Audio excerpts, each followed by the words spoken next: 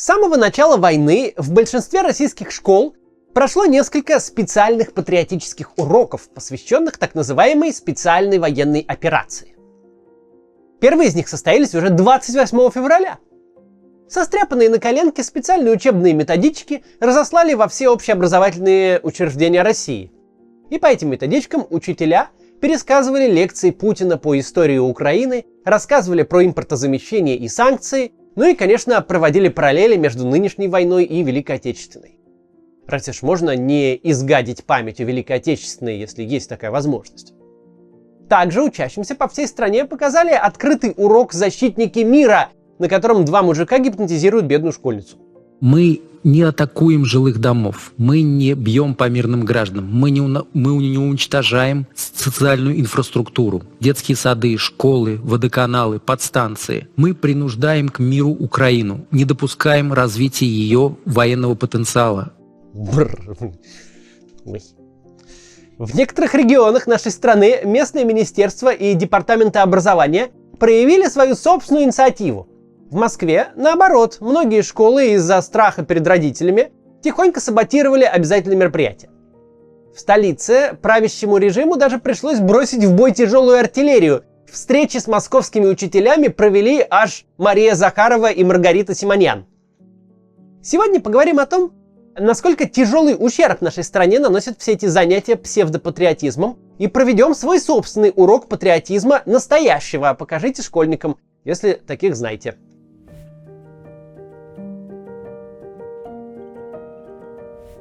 В любой стране главной государствообразующей отраслью является система образования. Общеобразовательная школа – это фундамент государственности, а школьный учитель – одна из важнейших профессий. Если сравнить людей с фабричными станками зачем-то, то тогда учителя – это станки, которые производят другие станки. Вот такое сравнение вам сегодня.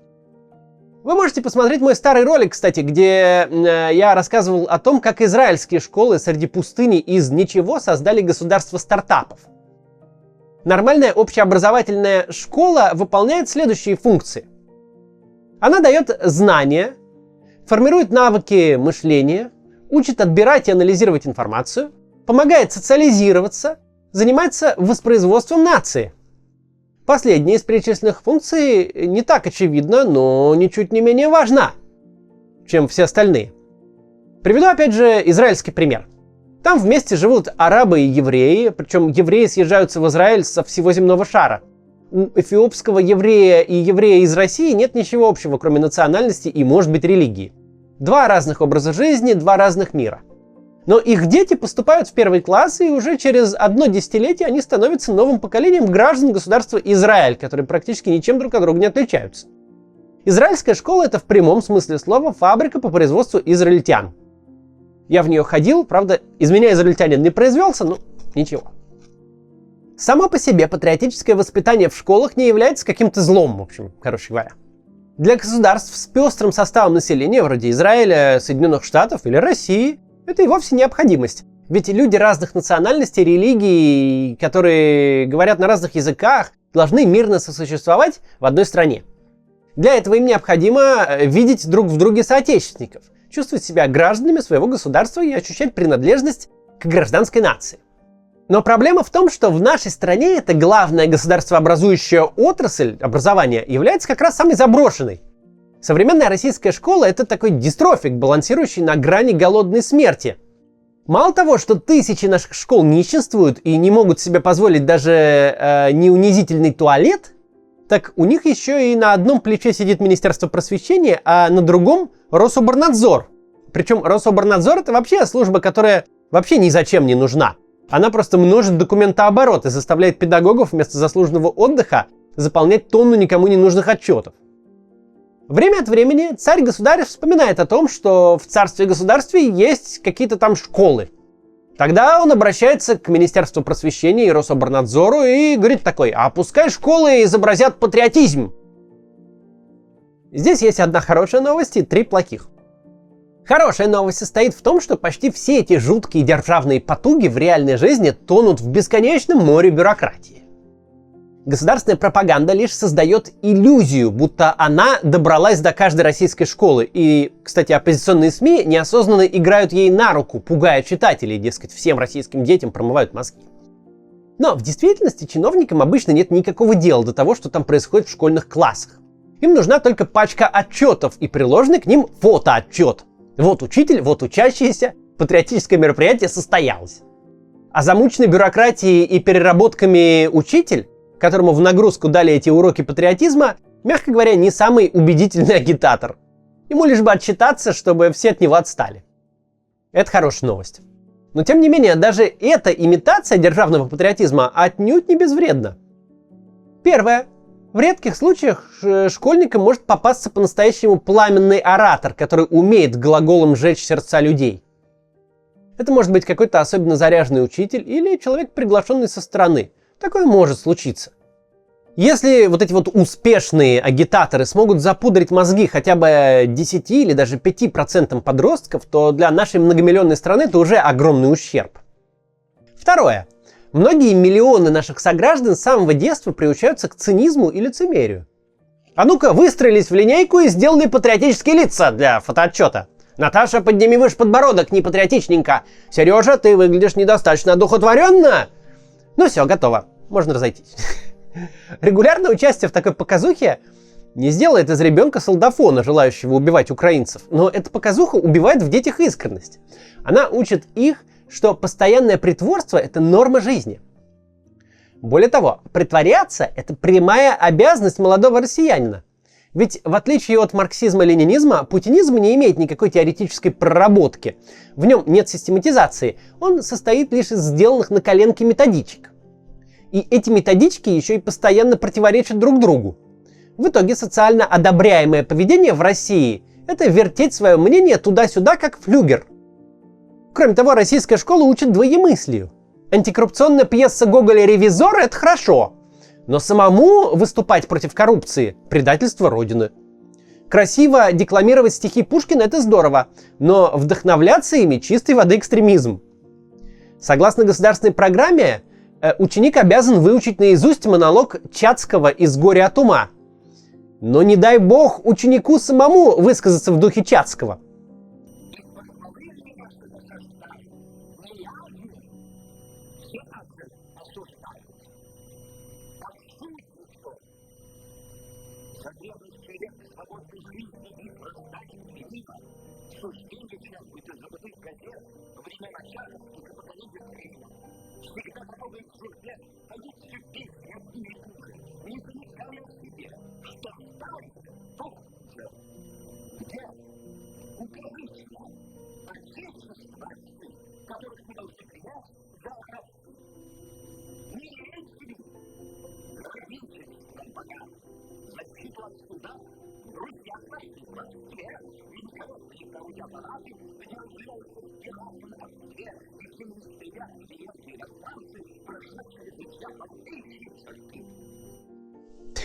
Не удивлюсь, если такое сейчас в Москве продекламировать на улице, так заберут в тюрьму.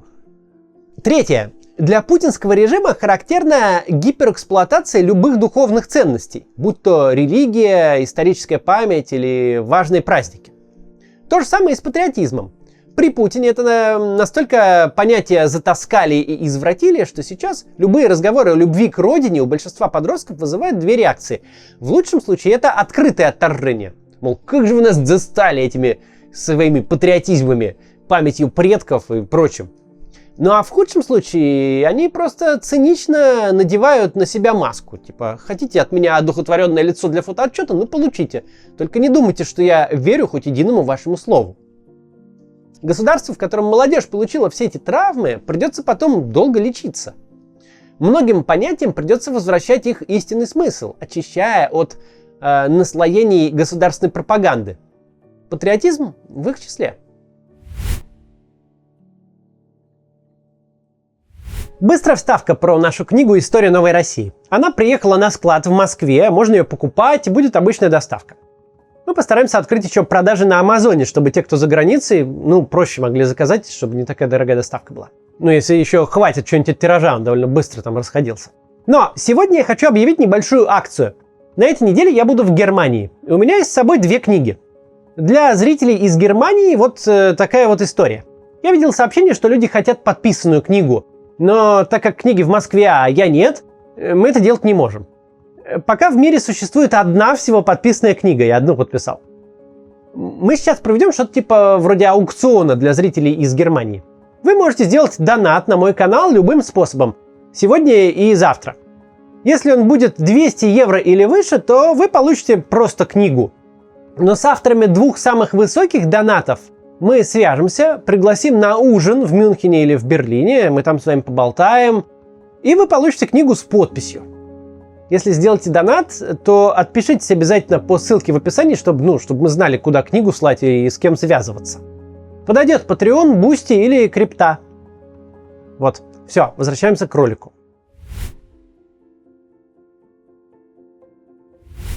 У нас в команде есть школьные учители, и мы вот вместе подготовили урок нормального, хорошего патриотизма. И сейчас попробуем его тут сделать. Опять же, если знаете школьников, покажите, интересно, понравится ли им и как они на это посмотрят. Так вот, в первую очередь давайте раскроем смысл этого понятия. Толковый словарь Владимира Даля определяет патриотизм очень просто. Это любовь к отчизне. В более позднем словаре Ожегова определение звучит немного более по-советски. Патриотизм — это преданность и любовь к своему отечеству, к своему народу. Что тут важно? В обоих случаях ключевым является слово «любовь». Любовь противоположна ненависти. Ненависть к другим народам и странам имеет другое название – ксенофобия. Патриотизм – это проявление силы, а ксенофобия – проявление слабости. Нужно понимать и всегда держать в голове, что когда вместо любви вам впаривают ненависть, вас обманывают, предлагают слабость вместо силы. Посмотрим 2 примера – российский и украинский. Взрыв этой термоядерной торпеды у берегов Британии поднимет гигантскую волну, цунами высотой до 500 метров. Такой водяной шквал является еще и носителем экстремальных доз радиации.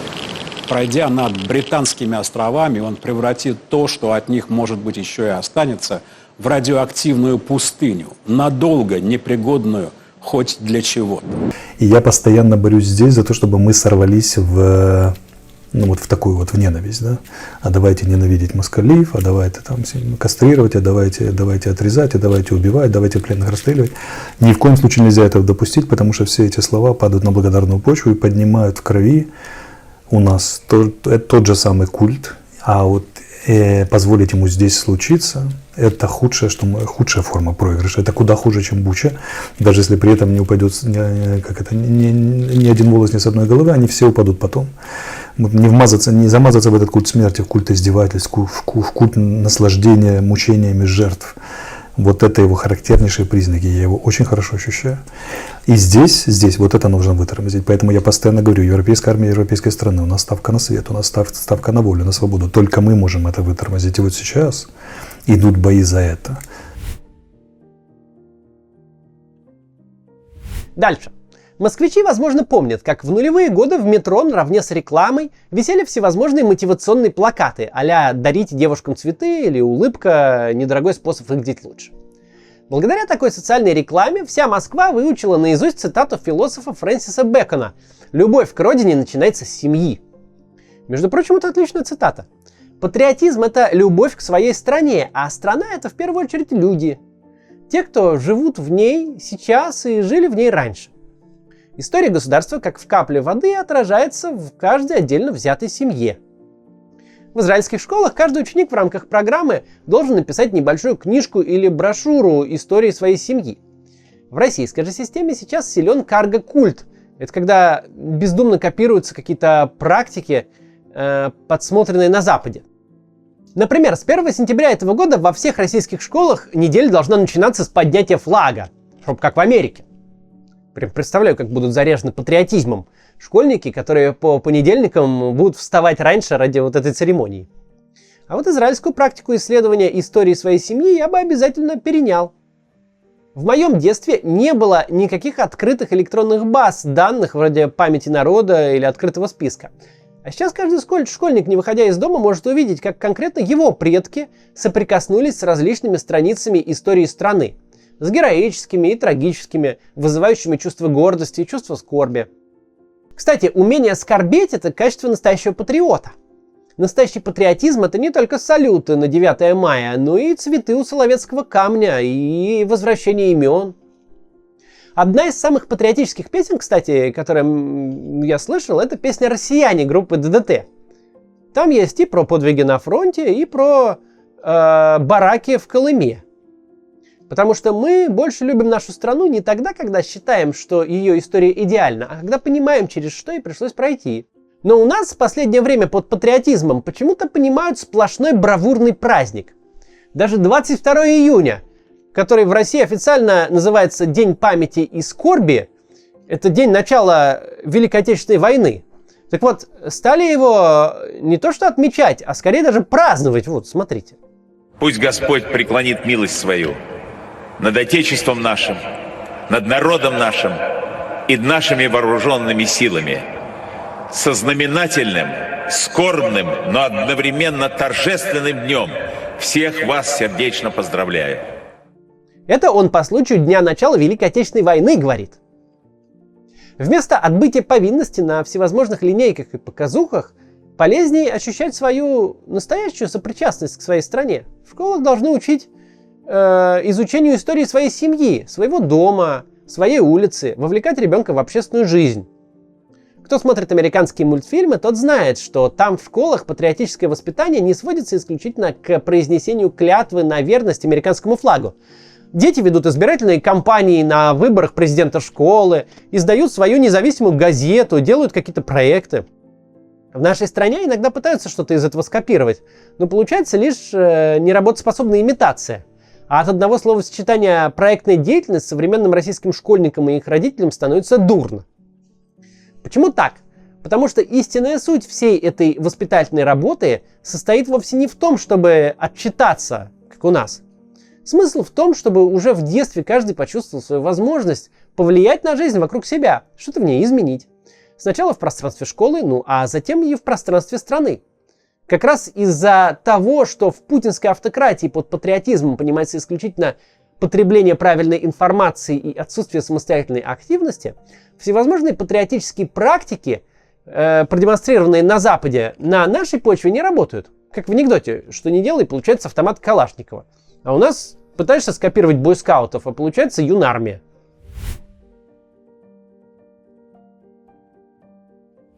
В путинской России быть настоящим патриотом совсем непросто.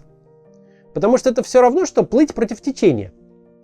Но у настоящего российского патриота в союзниках лучшие отечественные писатели и кинорежиссеры, а в противниках все те персонажи и архетипы, которых они презирали или высмеивали. Понятно, что на одной только русской классике против потока не выплывешь. На каждого Пушкина найдутся свои методички, как его надо правильно понимать. Но если вы учитесь в школе, то советую вам зайти в детский раздел официального сайта президента России. Серьезно. Там прям на удивление прекрасные разделы про демократию, про выборы и про оппозицию. Если вам что-то рассказывают про то, что там оппозиции быть плохо или что-то подобное, то прям бейте цитатами в ответ оттуда. Вот, например, раздел «Что такое оппозиция и зачем она нужна?». Там прям вот написано «Власть не имеет права заставлять тех, кто с ней не согласен, молчать». А дальше на сайте президента. В истории человечества не раз оказывалось так, что правильным в конечном итоге оказывалось мнение меньшинства. Если вам кто-то говорит, что, мол, ты такой-сякой, не патриот, не любишь власть, то отсылайте такого человека к разделу «Бороться с любовью к власти». Серьезно, на сайте президента Российской Федерации есть такой раздел «Бороться с любовью к власти». Там пишут вот следующее. Президенту нужно только одно, чтобы граждане не нарушали права друг друга. А любить надо не президента, любить надо родину. О как! Висит реально, прямо сейчас, можете зайти и увидите. Вот так. На этом урок патриотизма можно было бы и закончить, если бы сейчас было мирное время. Но сейчас идет война, и определить свое место в ней гражданину России не так-то просто. Как говорится, права моя страна или не права, но это моя страна. Известная такая дилемма. Да, Россия — это наша страна. И чтобы точно определиться с позицией, нужно просто понять, нынешняя война для нашей страны самоубийственна. Стоит это осознать, и все сразу становится на свои места. все мнимые противоречия сразу уходят. Мы не зря начали наш урок патриотизма с того, что государство — это люди. Человек несовершенен, и иногда у него возникает тяга к саморазрушению. Государства тоже несовершенны, и тоже иногда вступают на этот путь. Государства, как и люди, могут быть более здоровыми и менее здоровыми. Иногда их необходимо лечить. Человек, больной алкоголизмом, будет считать своим самым лучшим другом того, кто нальет ему рюмку. Он будет считать злейшим врагом того, кто отбирает у него бутылку. Но вот вопрос, кто проявляет больше любви? Тот, кто помогает родному человеку разрушить себя, или тот, кто не дает ему это сделать? Я Россию люблю. Любите ее и вы. И не забывайте про сайт президента. До завтра. Нет войне! Свобода Украине! Путин черт!